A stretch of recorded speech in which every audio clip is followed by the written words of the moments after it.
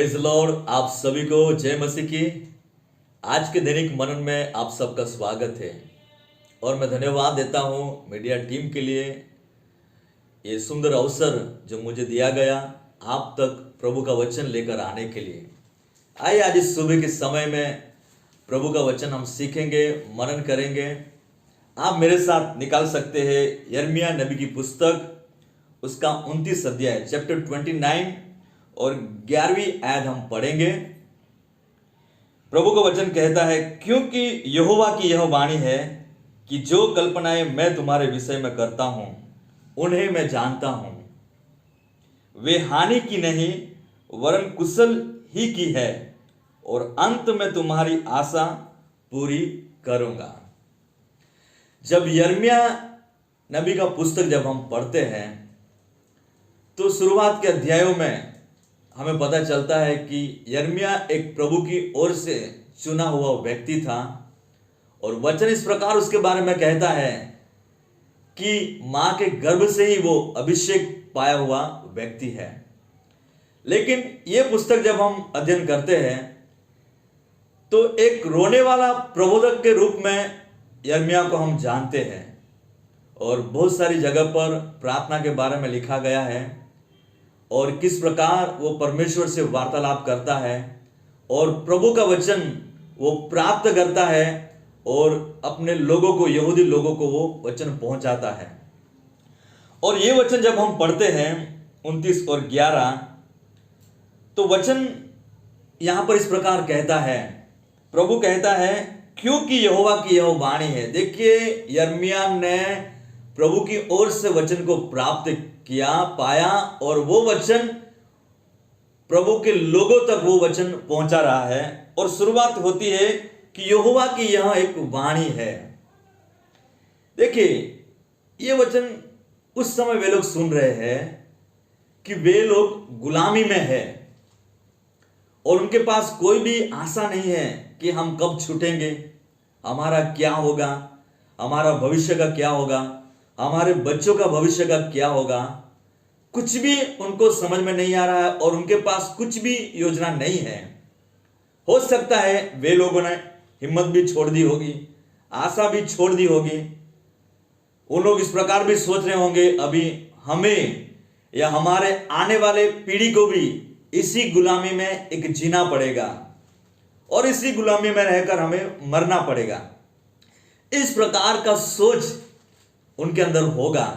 लेकिन ऐसी परिस्थिति में यिर्मयाह प्रबोधक के द्वारा एक वचन यहूदी लोग प्राप्त करते हैं, और वो वचन यहां पर प्रभु उनसे क्या कहता है कि जो कल्पनाएं मैं तुम्हारे विषय में करता हूं उन्हें मैं जानता हूं। देखिए, प्रभु अपने लोगों के बारे में जो सोचता है और जो कल्पनाएं, जो योजनाएं प्रभु जो बनाता है अपने लोगों के बारे में, वो प्रभु अच्छी तरह से वो जानता है। इसका मतलब कि प्रभु हमारे बारे में, हमारे भविष्य के बारे में, या फिर हमारे परिवार के बारे में, हमारे संतान के बारे में, हमारे हर एक क्षेत्रों के बारे में अच्छी तरह से वो जानता है। और वही एक आश्वासन और वो हिम्मत का वचन प्रभु यहां पर अपने लोगों तक पहुंचा रहा है यिर्मयाह के द्वारा। और प्रभु कह रहा है कि मैं जो भी कल्पनाएं मैं तुम्हारे विषय में करता हूं उन्हें मैं जानता हूं। आगे, वे हानि की नहीं है वरन कुशल ही की है, और अंत में तुम्हारी आशा पूरी करूंगा। आमीन, हालेलुया। देखिए, प्रभु के पास एक बड़ी योजना है अपने लोगों के लिए, और वो योजना हानि के लिए नहीं है, लेकिन वो एक कुशल की, सफल की, और प्रभु का वचन कहता है अंत में तुम्हारी आशा पूरी करूंगा। देखिए, यहां पर यहूदी लोगों की उनकी आशा की क्या थी? उनकी आशा थी कि इस गुलामी में से बाहर निकलकर, गुलामी में से छुटकारा पाकर अपने देश, अपने घर, अपने वतन में वापस जाना, उनकी ये बहुत बड़ी आशा थी। और उनके अंदर वो आशा थी कि एक दिन हमें यहां से छुटकर अपने परिवार साथ, अपने बच्चों साथ हम हमारे घर जाएंगे, हमारे देश जाएंगे, हमारे वतन जाएंगे। ये उनकी इच्छा थी यहूदी लोगों की। और प्रभु यहां पर उनको यही कह रहा है कि मैं अंत में मैं तुम्हारी आशा पूरी करूंगा। हालेलुया। प्रिय, आज इस सुबह के समय में मुझे सुनने वाले हर एक लोगों को मैं आपको प्रोत्साहित करना चाहता हूं। हो सकता है पिछला साल आपके लिए बहुत दुखदायक हुआ होगा। बहुत सारी अलग अलग विपरीत परिस्थिति में से आप पसार हुए होंगे। बहुत सारी अच्छी बात भी देखा होगा, बहुत सारे दुख भी आपने देखा होगा, बीमारी में से पसार हुए होंगे। बहुत सारी आपने प्रार्थना की लेकिन प्रार्थना का उत्तर आपको नहीं मिला। बहुत सारा अधूरा काम रहा होगा।